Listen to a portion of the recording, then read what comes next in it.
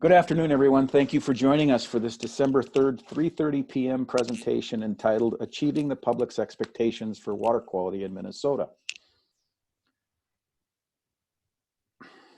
You get two presenters this afternoon. My name is Chuck Fritz. I'm the Executive Director of the International Water Institute. I'll present the first few opening slides and then turn it over to Mark Deutschman, who is the International Water Institute Research Director.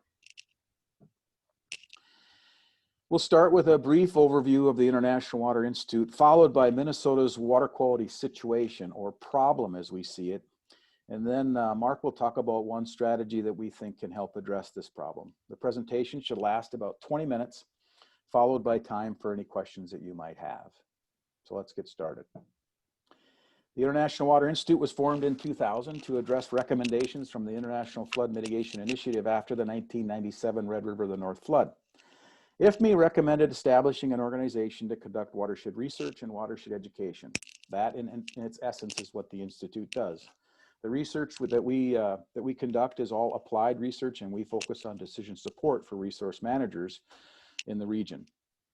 The Institute has initiated a number of projects with regional or statewide significance that you might be aware of, including River Watch, River of Dreams, the collection of Red River Basin LIDAR data, surface and subsurface drainage best management practices, and the prioritized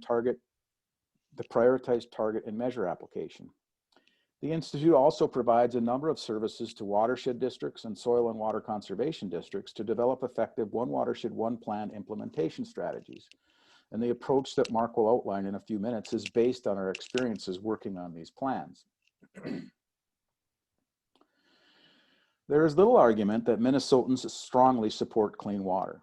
The Clean Water Legacy Act was passed in 2006, which generates between $150 and $200 million each biennium to support clean water efforts across the state. Each year since passage, about 45% of clean water funds are granted to local governments for implementation. Now also note that the most recent or proposed Clean Water Council's 2022-23 draft budget recommendation will support 278 and 148 greater Minnesota FTEs. So we can agree that Minnesota supports clean water. However, there are a couple of questions that we should consider. And the first and most obvious one is, well, what was the public thinking when the act was passed? Speaking for myself, I know I was not thinking of adding over 400 new state and local government employees when I cast my vote. And secondly, what exactly is the public's expectation for improving water quality in the state? Now, outside of my one anecdotal data point on the first question, the truth is we really don't know the answers to these questions. So today I'm going to pose an important question, and it's a question that we all should try to answer, and that is, how exactly are we going to measure success? Now, one measure of success could be the amount of money spent. And certainly we have great records that kind of tell us how much money we've spent, but I would hope that we all agree that this is a very poor indicator of success.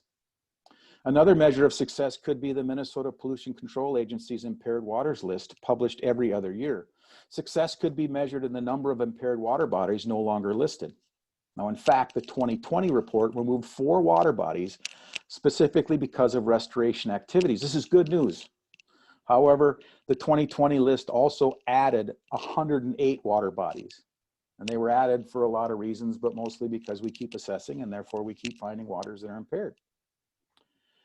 The bottom line is this: if success means fewer impaired water bodies, we either don't have enough money or we need to be much more deliberate in how we spend the money that we are receiving from the Clean Water Act. So the big question that I ask and that we've been asking is how much will it cost and what will it cost and how much money will it take? Let's do some simple math, right? Excluding the metro, Minnesota has 63 watersheds participating in the One-Watershed-One-Plan program. A review of completed plans indicate proposed implementation strategies range from $7 to $75 million. Now, assuming no new impaired water listings and an average of $34 million per watershed per implementation strategy, we're looking at an additional $2+ billion ask from Minnesota taxpayers. Let that sink in. And remember that the Clean Water Act generates between 150 and $200 million every 2 years. And that just under half of this total is for implementation grants to local governments. Local governments who are responsible and accountable for implementing local strategies and demonstrating improvement to Minnesota's water quality. All I can say is, yowza. There's definitely a need for a deliberate and practical approach, and we think we can help. And now I'm going to turn it over to Mark. Thanks, Chuck.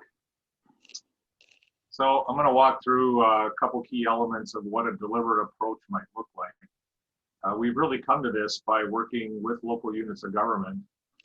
And here I have a graphic that really kind of represents what the local folks are facing as they complete a One-Watershed-One-Plan.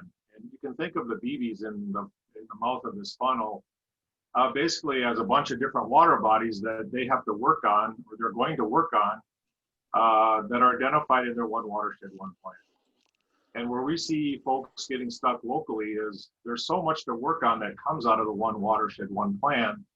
They really don't have an orderly way of putting those BBs through the funnel and come out the other end to know which water bodies they should work on first. And so that's kind of a problem for them. They don't really know where to start. And so, as Chuck mentioned, we think there needs to be some deliberate approach that the local governments can use, whether you're a watershed district or whether you're a county or a soil and water conservation district, based essentially on a few items. One is how severe the problem is, how much it's going to cost to fix the problem that's identified for that particular water body. And if we use those two criteria, then we can set some sort of public expectation and be accountable to the public for those clean water dollars spent. So I'm going to show you what that deliberate approach looks like. Again, at the local level, I'm going to use an example from Otter Tail County that we've helped with. You have the One-Watershed-One-Plan water body list. The two key elements that we're going to talk about today are how do you define the problem? How do you make sure it's something you really want to work on, even though it was identified in One-Watershed-One-Plan? Then once you decide that you want to work on that particular problem, how do you set a practical goal for that particular problem? We're not going to talk a lot today about solutions. Typically the solution is some sort of a water quality strategy that you develop, where that strategy is a mix of conservation practices and other actions. And we can, I would recommend the easiest way to think about that strategy or to do that strategy is to use a tool like the Prioritize Target Measure application once you've identified a goal. So first, let's look at how do you define the problem. I would recommend thinking about the problem as 6 different elements. The example that I'm going to use today, again, is from Otter Tail County. It's Wall Lake, which is east of Fergus Falls. That's actually a protection strategy, meaning the water quality is already good. And the big picture emphasis on Wall Lake is to try to create some sort of safety factor by reducing nutrient load so water quality doesn't degrade. I would encourage you to write down these problem steps when you work through this. Ask yourself some simple questions. First, identify the resource that you're going to work on, and then think about when you go look at the lake, how do you describe the problem? How is the problem manifested? If it's a stream reach, it might be you go look at it and there's a lot of eroding banks that you think is excessive. In the case of Wall Lake, it's algae that we're concerned about. We want to limit the likelihood that blooms and algae would occur, but more critically that those would be days that someone can't use the lake because it looks undesirable. Also in the problem identification phase, ask yourself, how long does the problem last? Does the problem last just a day? Does it last a couple days? Does it last a week? Typically, the longer that it lasts, the more severe the problem might be. Then also ask yourself, how often does it occur? Does it occur once a year, once every couple years, once every 3 years, multiple times a year? Again, that'll give you some sense of the severity of the problem and help you decide whether you want to work on it. Then ask yourself, well, how bad is the problem? And I'll show you an example using Wall Lake in just a minute, how we can assess how bad the problem might be. And then lastly, identify what you believe to be the cause of the problem. Again, we encourage you to write this down on a sheet of paper. And the reason we do that, the reason we encourage you to do that, is that by writing it down on a sheet of paper, you can share that with your colleagues, you can share it with your board members, and you can bring it to your public meetings and talk about it. And by doing that, you're confirming the problem that you want to work on, and that you are being very deliberate in deciding that's how you want to spend resources. So I wrote the problem down here for Wall Lake. And in writing it down, it looks something like this. Basically, again, we're working on a protection strategy for Wall Lake. That means we don't want the water quality to degrade further. Essentially, what we're after then, the item that's causing the problem potentially is too much nutrient, too much phosphorus. And so we want to create some sort of a safety factor by reducing that amount of phosphorus by just a bit. So we minimize the likelihood in the future that we have algal blooms and that people can't use the lake. Again, we're focused on total phosphorus as the cause, and that phosphorus causes too much algal growth. And so, you know, depending on how you look at this, the problem severity could be either low or high. If it's a really valuable resource, the problem severity might be high, or the urgency to protect it might be high, because you don't want it to deteriorate. So that's an example using Wall Lake of writing the problem down, defining the problem. And I'm going to show you a little bit of information that you can use to establish context. If you remember, I suggested you should think about how bad the problem is. And I also posed some questions about how often does it occur? What's the number of times that it occurs in a given year? And so we need some way or some criteria to assess that. And so one thing that you can do is actually use that monitoring data that's been collected over the years, and that's what we're going to do here with Wall Lake. But we still need some sort of criteria or context when we do this. And one of the ways you can establish context is to use the standards that are developed for the given lakes. Basically, use your monitoring data and compare that against the standards. And so for lakes in Minnesota, there's 3 different things we can look at. One of them is the phosphorus concentration level, which is the cause. And then remember, I said you should really ask yourself how the problem manifests itself. Typically in lakes, it would be as too much algae or not clear enough water. So we can use our chlorophyll A concentrations to assess the problem in terms of whether there's too much algae, and our Secchi disc visibility in terms of lake clarity. So again, when it comes to defining the problem, how long does it last? How often does it occur? How bad it is? You can use a simple chart like this. So what I have here is a chart that shows the monitoring data for Wall Lake. Each square is an individual day when the sample was taken. You can see the years across the bottom, across the x-axis, and on the left-hand axis or the y-axis is the chlorophyll A concentration. The big take-home message here is that dots that occur within the green shaded area are essentially okay. They're within the standard. Those dots that appear in the red area are above that standard of 14 micrograms per liter of chlorophyll A. So again, how long does the problem last? You can see here there are some individual measurements during the year where chlorophyll A does seem to be elevated, at least according to the standard. How bad it isn't much above the standard. The standard's 14, so it's, you know, you have values a few percentage points above that standard. And then how often does it occur? Well, you can see that those dots don't occur every single year. So it's rather infrequent.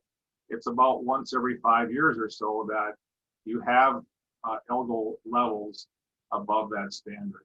And we can repeat this for something similar like Secchi disc visibility. That's what I'm showing you here, the same type of graph. In this particular case, those squares, again, are individual measurements or observations of water clarity. You can see here that in the red area, which is poor water clarity, we essentially don't have any observations.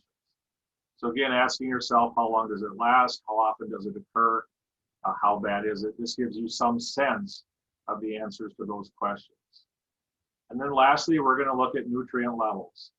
Remember, now we wanted to switch. One of the things to write down for your problem is what do you think is causing the problem? So that's why we're looking at phosphorus. That leads to that algal growth. Same type of a graph. The squares are individual measurements of phosphorus in Wall Lake over the last 10-year period from 2009 to 2019.